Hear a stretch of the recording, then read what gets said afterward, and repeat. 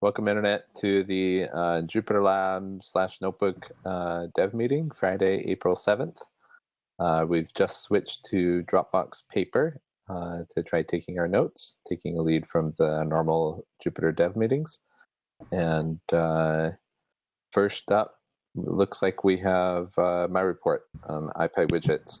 So we've also switched the notes to more project-based rather than person-based. So I guess first up is IPy widgets. We've been pushing really, really hard to try to get IPy widget 7 out. I've held off on doing a JupyterLab extension because I saw you were working on the Jupyter GeoJSON extension. I thought I'll let you figure out all the dark corners of actually getting a third-party extension working.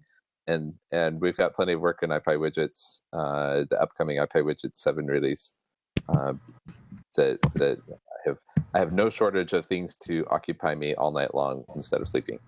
So we've been working a lot on cleaning up syncing bugs and taking a fresh look at a lot of the lower level architecture, as well as cleaning up a few regressions and things like that we've noticed from widget 6. So we hope to have widget 7, I'm hoping by the end of April out, and hopefully before that. All right, next up is JupyterLab. All right, I guess I'll go first. Yeah, go for it. So I was mostly down the path of revamping the extension builder to do late building on the user's machine as extensions are added or removed. Well, removing them could be just disabling, but at least when you add, you would need to rebuild. And the reasons for this were that we couldn't effectively merge built artifacts and dedupe them at the same time, because those artifacts wouldn't necessarily include all of the files needed to dedupe.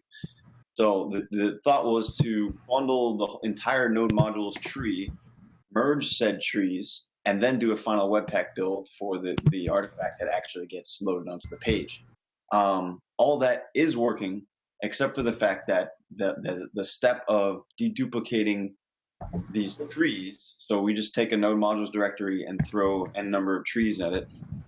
It works unless there's a conflict, in which case the standard npm dedupe wasn't rectifying the conflict, even though there was no conflicting library that would cause it not to hoist it. But we saw the case where, and it's most likely because it wasn't installed the way npm expected it to be installed. It wasn't in a tree that it knew how to recover from to do this hoisting. So if the package is exactly the same, it'll hoist it. But if it's different in any way, even though it's compatible, it's not hosting it.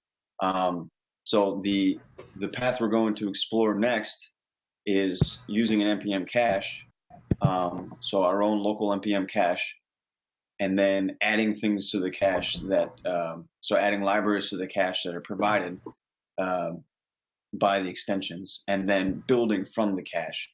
So doing an actual npm install from the local cache would still enable us to bundle wheels, conda packages that contain the artifacts that are needed and assemble them, but not have merging of trees that the npm wasn't meant to handle. Instead, it would be pulling the packages as it needs to build the tree, and then we build the Webpack bundle from that tree. So there is precedence for using an npm cache, a local cache. That's just we just came to this realization right before the meeting. So that seems to be the sanest path forward, unless there's an option where we don't want to. I hesitate to do this. I think we should at least explore that possibility before we declare this the winner. Because we could take the tack of saying no, you npm install from the internet, period. But I don't think we want to just go down that path and then find out we can't do this offline mode and that we've gone too far, and we've completely precluded that. So I think it makes sense to stop and at least see if the npm caching will work, prove that out, and then go from there.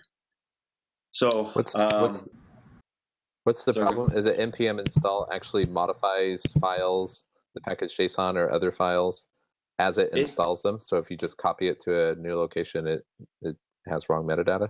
Right. It's so what I did to try to fool it was I told npm dedupe, I actually edited the dedupe code to say don't look at that metadata that you've been adding. And when I did that, it properly hoisted it. And that's so. But the problem was it was adding metadata, assuming it was already in a valid node modules tree, which it wasn't because we had just thrown stuff in there. So if we hacked npm dedupe, then it works, but does it really work is the question at that point, because presumably that metadata was there for a reason. So we could hack around the solution, but also of note is that npm doesn't, unless they've broken out into a separate package under the npm org, it's not a public programmatic API. So npm dedupe is not a package. We have to call it via the command line as a subprocess. So we can't. We could try to pull out the guts of that and do our own thing, but using the standard tools, I think, is the way to go. So using a local npm cache that should work. We'll prove it out, and then we'll be back on track. The other thing that we ran into this weekend and had to take a stance on was whether or not we allow extensions to provide any Webpack config at all. And we thought about how you would potentially dedupe things like loaders, because loaders are just naively applied in order. And applying them twice might actually break what you're trying to load. So what we came to the stance was, no one else can provide loaders. We have a set of loaders, and if you need something different, you have to transform your code first to match our set of things that we can pack, and that includes ES5, JavaScript, CSS, and some image files, JSON, etc. This is a list of file types that we can support. So if you have something like less files, they would have to be transpiled before putting them into a JupyterLab extension that would be consumed. Would it be? Can we scope the loaders to a path? Can we say? Well, we thought about that. Okay. But the problem is, so you're providing a loader, say for example, a third-party library. Now, if someone else also bundles that third-party library, then you've got a conflicting loader again, because you can't anticipate someone else providing that loader.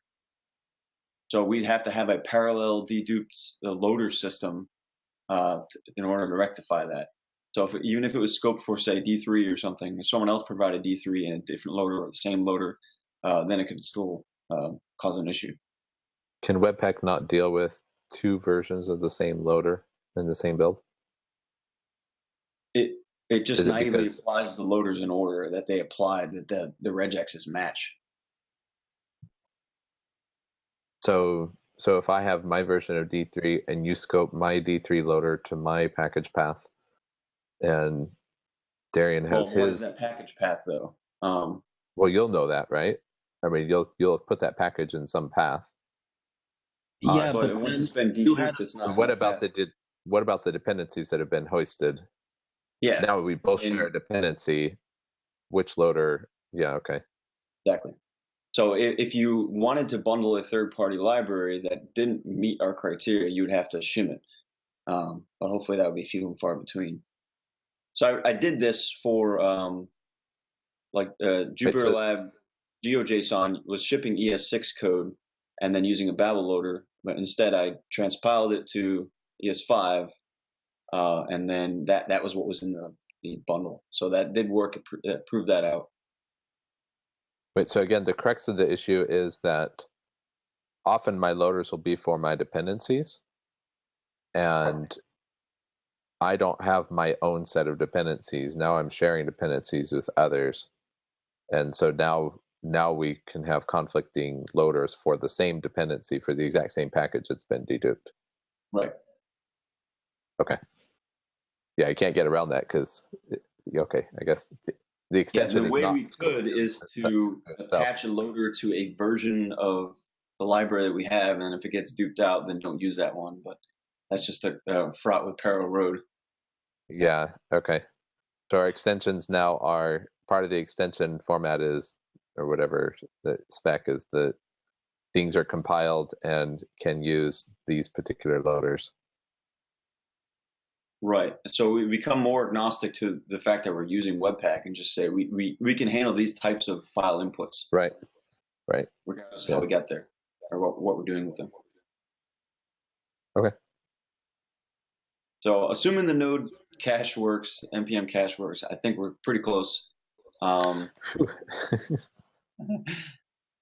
It's a fun little project. Have I heard that before? Well, I mean that way that way of doing it is more standard. So like having an npm cache is something enterprises do. Using a single Webpack build is something people do. So we're no longer hacking anything at that point. We're all using standard tools to do what we need to do. So. And dedupe, you said, has to be called from the command line? As a subprocess, right. Okay.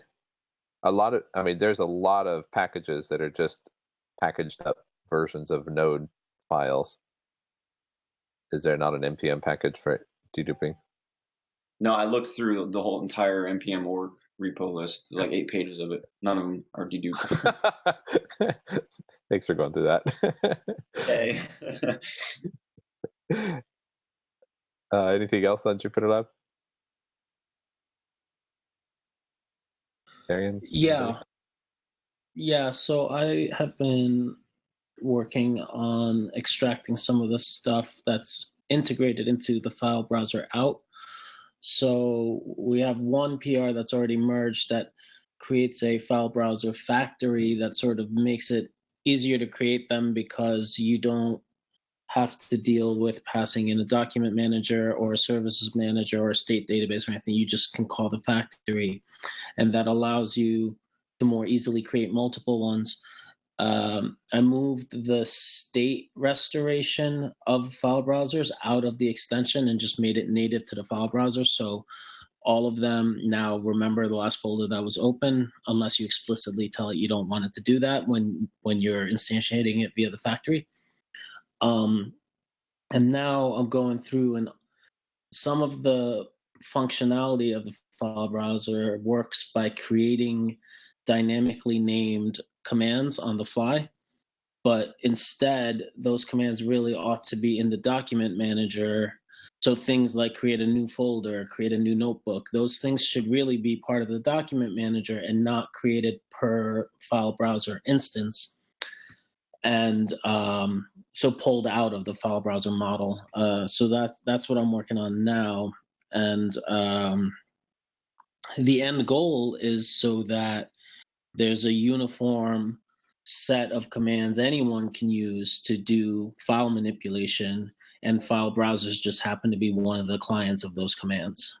Yeah, that's it.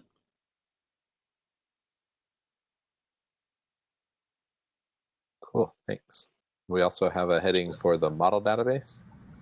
Yeah, so this is intended to be a subheading of JupyterLab, which is I opened a PR earlier this week on a fairly simple proposed interface for model database backends. So the idea being that different document models can use this interface, and then that database can be real-time enabled.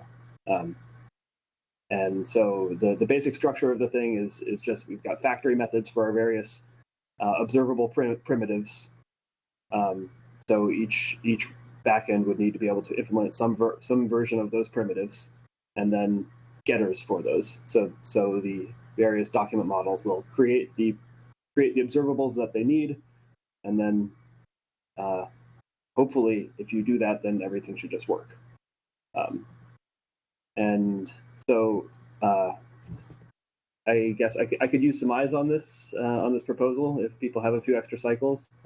It's a big PR, and it sort of does three things. So ultimately, it will probably need to be broken up. So one thing that it does is implements this model database. Another thing that it does is has a real-time API in it for like a real-time handler. And then the third thing it does is it has a bunch of logic for rendering collaborator cursors. So ultimately, those will probably need to be broken up, but right now they're all in the same thing. So if you're interested in any one of those three, try to just filter it in your brain, I guess, or I can point people in the right direction.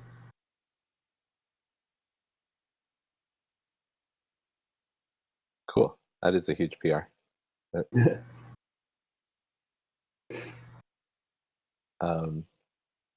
Okay. I've been reading along, Ian, as you've been committing so far. It looks good to me.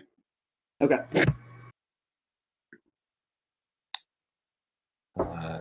Other comments? Headings? Jamie, project stuff? Nothing that I can't put off till next week to share with the larger group. Okay. So next week is a holiday here in the US for Good Friday. I propose we either postpone or cancel the meeting.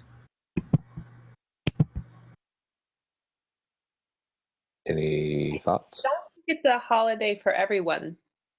Okay. I think some businesses have it and some businesses don't. I don't think it's a federal holiday. It's a stock market holiday, which means I have it off. It's a British bank holiday. Is it? Yeah. Okay. I think it's a stock market holiday. I think that our company holidays are tied to the stock market for obvious reasons. Yeah. Okay, so then the question is, how many people are around? Yeah. We could do Thursday potentially instead. Folks are around. Yeah, Thursday would work for me. Okay. Sounds good. Shall we wrap up the recording? Sure. I guess one other bit of thing. So Brian and I submitted a proposal for a JupyterLab talk to Strata New York. Because it was submitted minutes before the deadline, we didn't have a chance to get a headshot of Steve or Darian. So we didn't add you as authors because it wouldn't let us submit it. But we'd like to put Steve, Darian, Chris as co-authors of the Strata New York talk. We'll try to append you as authors if we get accepted. So exciting. And also we got our tutorial, 3-hour tutorial was accepted to JupyterCon. Woohoo! Yes. Yeah. All right. Cool. I think that's everything. Okay. Thanks, Internet.